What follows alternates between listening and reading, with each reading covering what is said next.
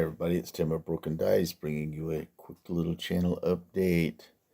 Uh, some more infantry for my Successor Kingdoms army. These are the Thorakothoi, the medium infantry. They have mail armor, shields, javelins, and long spears.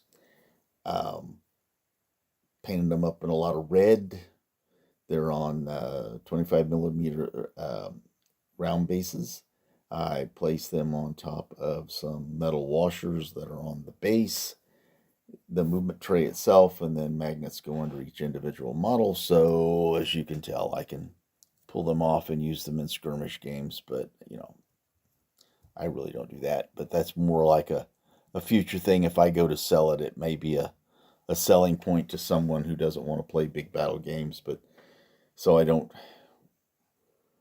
glue them straight to a big base, and then somebody has to cut them off and all that kind of stuff. So at some point in time in the future, because I'm not getting any younger, so we'll have them on the market someday, and hopefully that'll be a selling point that they can actually remove them and probably rebase them the way they want without having to deal with cutting them off and all that kind of stuff.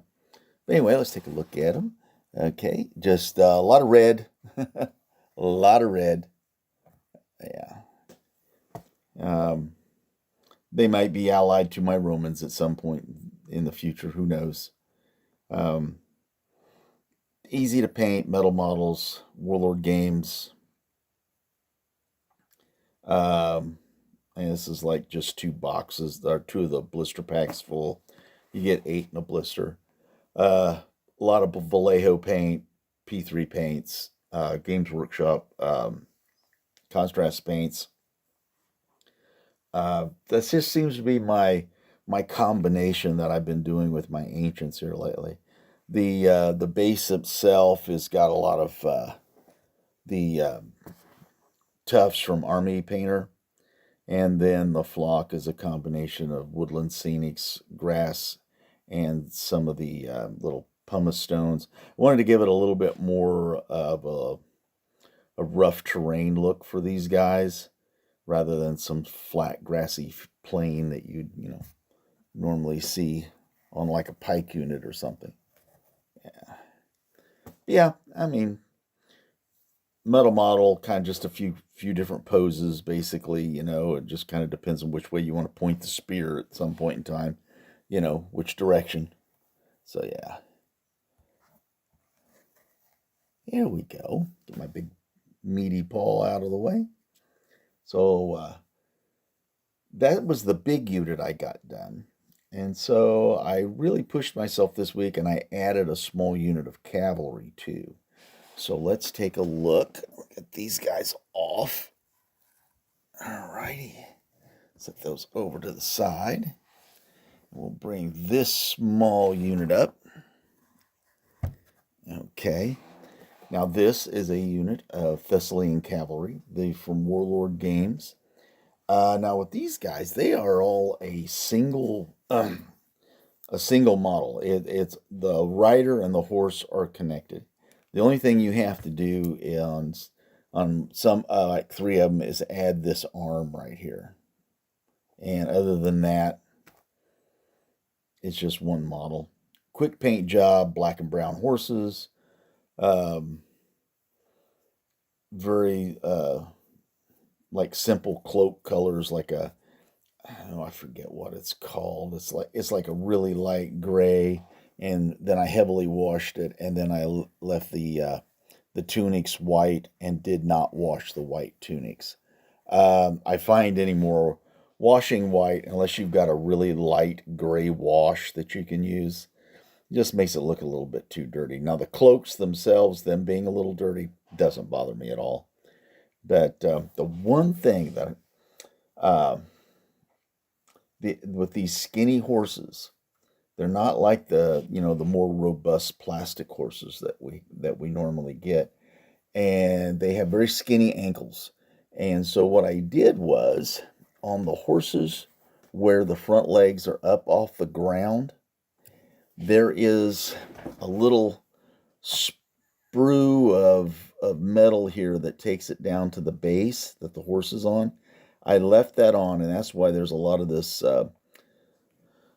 clump foliage placed around them because I wanted to keep that on there. Because what I found when my Romans from Warlord games is that they tended to tilt over at the ankles because the ankles are so skinny, especially horses where the front legs are raised off the ground. So I decided to leave that little sprue on there connected to the base, and then therefore, hopefully I won't get that problem. Now these are all glued directly to the base, so each one of these models is put on to this base with super glue and stuff. So yeah, they're not individually based. A small unit of cavalry like this, it's you know I don't know what the use would be, but in a different game. And since there's not a lot of demand for these little guys because there's so many other manufacturers that make, I just have to honestly say it, make a better model in plastic than these little metal ones. And so, and one of the things that I like to do if I'm using an old school model like this, I use a lot of this old school clump foliage stuff on the bases just because it's just old school and just, it just looks more appropriate, I think, than trying to use all the brand new tufts and all the brand new flocking methods and stuff on it. Just go really old school, keep it simple, and move on. Well, that's it for me. I did get more done this week than I did last week. But the next thing is I have to decide, do I want to go into a terrain build project or do I want to do either a war elephant for my Successor Kingdoms or begin a big unit of pikemen? Because that's about where I'm down to. That or cavalry. I mean, I got all that Sarmatian cavalry done. I also have some Successor Kingdoms cavalry, the Macedonian cavalry, which will be basically your Successor Kingdom cavalry. I got some of them to do, but I've kind of narrowed it down. I'm either going to do the war elephant, and I do believe the war elephant is winning out by just a little bit. Well, again, do all the social stuff, thumbs up, give it a like, leave a comment down below. Tell me what you're working on. Are you making progress into your metal mountain or your pile o plastic? All right. Or have you added significantly to your pile o plastic because of all the sales that are coming up? You got to remember, Christmas is coming. Let's not get too carried away because if if we ask for gifts and we've already bought a bunch, we're going to have double that size of plastic. All right. Everybody stay safe, stay well, and I will talk to you next week.